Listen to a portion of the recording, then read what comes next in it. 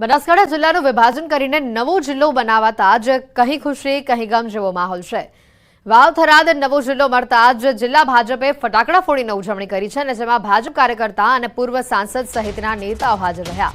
તો આ તરફ ધાનેરાના પૂર્વ એમએલએ વિરોધ કરી થરાદમાં જવાથી ઇનકાર કર્યો છે, તો કાંકરેજ અને થરાદ જિલ્લામાં સમાવેશ કરતા એક બાજુ વિરોધ પણ જોવા મળી રહ્યો છે। સ્થાનિકોએ બનાસકાંઠા અથવા પાટણમાં સમાવવા માંગ કરી છે। મોટા સમાચાર આવી રહ્યા છે। આજે નવા વર્ષના પહેલા દિવસે જ નવો જિલ્લો મળ્યો છે। બનાસકાંઠા જિલ્લાનું વિભાજન કરીને નવો જિલ્લો બનતા જ કहीं ખુશી કहीं ગમ જેવો માહોલ છે। વાવ થરાદ નવો જિલ્લો મળતા જિલ્લા ભાજપે ફટાકડા ફોડીને એક તરફાની ઉજવણી કરી, જેમાં ભાજપ કાર્યકર્તા અને પૂર્વ સાંસદ સહિતના નેતાઓ હાજર રહ્યા। તો બીજી તરફ ધાનેરાના પૂર્વ એમએલએ વિરોધ કરી થરાદમાં જવાથી ઇનકાર કરી રહ્યા છે। કાંકરેજ અને થરાદ જિલ્લામાં સમાવેશ કરાતા વિરોધના સૂર પણ જોવા મળી રહ્યા છે।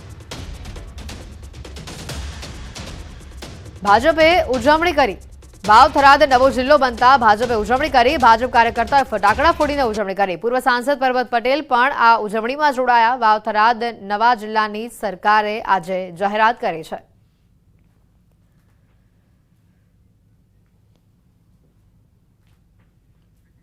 તો સાથે જ અહીંયા કાંકરેજને બનાસકાંઠા અથવા પાટણમાં સમાવવાની લોકમાંગ ઉઠી રહી છે। કાંકરેજને થરાદ જિલ્લામાં સમાવેશ કરતા કાંકરેજવાસીઓ આંદોલનના મૂડમાં પણ હવે જોવા મળી રહ્યા છે। કાંકરેજથી થરાદ 80 થી 90 કિલોમીટર દૂર થાય છે। સોશિયલ મીડિયામાં કાંકરેજવાસીઓ એક્ટિવ થયા હોય તેવા પણ દ્રશ્યો સામે આવ્યા। વાવ થરાદ નવો જિલ્લો બન્યો અને બીજી બાજુ કहीं ખુશી કहीं ગમ જેવો માહોલ, અને આની સાથે જ બનાસકાંઠા જિલ્લાનું વિભાજન કરી નવો જિલ્લો બનાવતા જ કहीं ખુશી કहीं ગમ જેવો માહોલ છે। વાવ થરાદ નવો જિલ્લો મળતા જિલ્લા ભાજપે એક બાજુ ફટાકડા ફોડીને ઉજવણી કરી, તો બીજી બાજુ ધાનેરાના પૂર્વ એમએલએ વિરોધના મૂડમાં જોવા મળ્યા। કાંકરેજ અને થરાદ જિલ્લામાં સમાવેશ નહીં થવા દઈએ તેવી તેઓએ સૂર ઉચ્ચાર્યા છે। સ્થાનિકોએ બનાસકાંઠા અથવા પાટણમાં કાંકરેજને સમાવવાની માંગ કરી છે। કાંકરેજને બનાસકાંઠા અથવા પાટણમાં સમાવવાની લોકમાંગ ઉઠી રહી છે। કાંકરેજ અને થરાદ જિલ્લામાં સમાવેશ કરતા કાંકરેજવાસીઓ આંદોલનના મૂડમાં જોવા મળી રહ્યા છે। કાંકરેજથી થરાદ 80 થી 90 કિલોમીટરનું અંતર થાય છે। 80 થી 90 કિલોમીટરથી દૂર છે। સોશિયલ મીડિયા પર કાંકરેજવાસીઓ અત્યારે એક્ટિવ થયા હોય અને આંદોલનના મૂડમાં હોય તે પ્રકારના પણ કેટલાક દ્રશ્યો સામે આવ્યા છે। હું એવું કહેવા માંગુ છું કે અમારે કાંકરેજ તાલુકો જે પાલનપુર જિલ્લામાં હંમેશા હતો અને હંમેશા રહે, એના માટે અમે આખી કાંકરેજ તાલુકાનું જે તે આયોજન કે જે પણ કરવું પડશે અમે કરીશું। અને અમારા પરંપરા કાંકરેજ તાલુકો આજીવન પાલનપુર જિલ્લામાં છે અને પાલનપુર જિલ્લામાં રહેવા માટે અમે યોગ્ય છે। એમાં જે અમારો કાંકરેજ તાલુકાનો સમાવેશ કરવામાં આવ્યો છે તે અમારી કાંકરેજ તાલુકાની પ્રજાને પસંદ નથી, અને અમારો જે બનાસકાંઠા જિલ્લો હતો એમાં અમને રાખવામાં આવે અથવા જો રાખવામાં નહીં આવે તો અમે કાર્ય જિજ્ઞા સુધી માર્ગ સુધી જવું પડે તો પણ જશું ને આંદોલન પણ કરીશું। અમે થરાદમાં જિલ્લો જાહેર કરવામાં આવ્યો છે એ અમારી કાંકરેજની જાહેર જનતાને કોઈને પસંદ નથી। જે અમારો બનાસકાંઠા જિલ્લો હતો એમાં જ અમારો સમાવેશ કરો કાંકરેજ તાલુકાનો, એવી અમારી કાંકરેજ તાલુકાની જાહેર જનતાની અપીલ છે। કાંકરેજ તાલુકાની માગણી છે કે અમને બનાસકાંઠામાં સામેલ રાખો અથવા પાટણમાં રાખો, કાં તો અમને જે છે તે બરાબર છે અને અમને જો ન્યાય નહીં મળે તો અમે રસ્તા પર ઉતરીશું। કાંકરેજ તાલુકો બંધનું એલાન આપીશું, શિવરી બંધનું એલાન આપીશું। અમારા તાલુકાની એક જ માગણી છે કે અમને બનાસકાંઠામાં અથવા પાટણમાં સામેલ કરો। બનાસકાંઠા જિલ્લાના વિભાજનનો વિરોધ જોવા મળી રહ્યો છે। ધાનેરાના પૂર્વ એમએલએ નાથાભાઈ પટેલનો વિરોધ સામે આવ્યો। અમારે થરાદ નથી જવું, પાલનપુર બરાબર છે, આવું નાથાભાઈએ કહ્યું। અમે બનાસકાંઠા જિલ્લામાં રહેવા માંગીએ છીએ, અમારા વિસ્તારને થરાદ બાજુ અનુકૂળ નથી, થરાદમાં ન જવાનો લોકોનો અભિપ્રાય છે। અને બધાની સૂચના એક જ સૂરજ એક જ છે કે અમારે થરાદ જવું નથી, અમને આપણે બનાસકાંઠામાં પાલનપુર ભેગા રાખવાના છે। તમે આગેવાની લો અને આપણે સૌએ વિરોધ કરવાનો સમય છે, તે વિરોધ કરવો પડશે।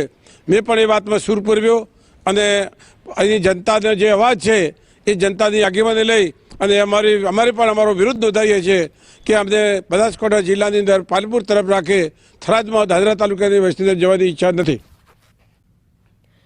બનાસકાંઠામાં જ એક બાજુ કहीं ખુશી કहीं ગમ જેવો માહોલ છે।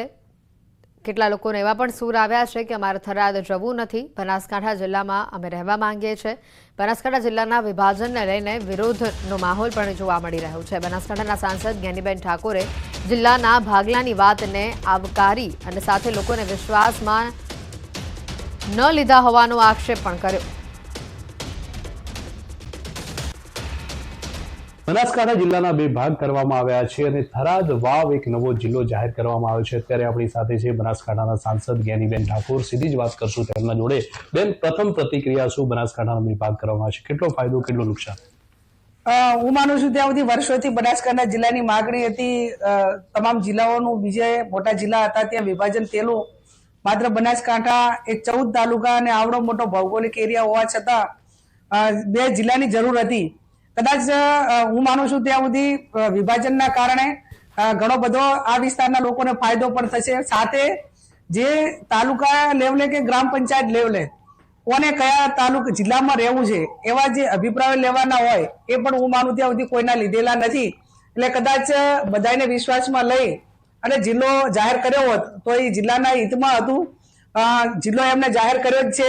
ભૌગોલિક દ્રષ્ટિએ હું માનું છું ત્યાં સુધી ક્યાં કરવાનો થાય એ રાજ્ય સરકારની પોતાની જવાબદારી હતી અને જવાબદારીના ભાગરૂપે કદાચ ક્યાંક ને ક્યાંક સ્થાનિક આગેવાનોના જે સૂચન ને વાધા કે જે હોય એ આવનાર સમયની અંદર સાંભળી અને એનું સોલ્યુશન કરે એવી પણ હું અપેક્ષા રાખું। અમરેલી લેટરકાંડનો સુરતમાં વિરોધ જોવા મળ્યો છે। યુવતીના સરઘસને લઈને પાટીદાર સમાજની અલગ અલગ સંસ્થાઓએ વિરોધ નોંધાવ્યો છે। સુરત જિલ્લા કલેક્ટર કચેરી પહોંચી આવેદન આપવામાં આવ્યું। રિકન્સ્ટ્રક્શનના નામે જાહેરમાં સરઘસ કાઢનાર પોલીસ અધિકારીઓ સામે કાર્યવાહીની માંગ કરવામાં આવી। કોંગ્રેસ નેતા અસલમ સાયકલવાલાએ પણ સમર્થન આપ્યું। આગેવાનોએ કલેક્ટરને દીકરીના ન્યાય માટે રજૂઆત કરી। ખરેખર તમારામાં હિંમત હોય, તમારે જો મર્દાનગી બતાવવી હોય તો તમે ભૂ માફિયાઓનું સરઘસ કાઢો। અમરેલીમાં કેટલા બુટલેગરો છે એમનું સરઘસ કાઢો। અમરેલીમાં કેટલા ખનીજ ખંડણીખોરો, ખનીજ ચોરો છે એનું સરઘસ કાઢો। તમામ સંગઠનો એકઠા થઈ અને આ દીકરીને ન્યાય અપાવવા માટે અમે કલેક્ટર કચેરીએ કલેક્ટરશ્રીને રજૂઆત કરવા આવ્યા છીએ। અમરેલી જિલ્લામાં લેટરકાંડ મામલે રાજકારણ ગરમાયું છે ત્યારે કોંગ્રેસ નેતા જેની ઠુમ્મર અમરેલી જિલ્લાના જેલમાં બંધ પાયલ ગોટીને મળવા પહોંચ્યા। યુવતીને મળી સાંત્વના આપી હતી।